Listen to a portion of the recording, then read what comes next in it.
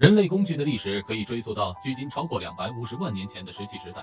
最早的人类工具是石器，这些石器是由石头制成的。这些石器被用于各种用途，包括狩猎、砍伐、挖掘和处理食物等。最早的石器是由早期人类创造的。早期人类是一种类似现代人类的物种，称为直立人或猿人。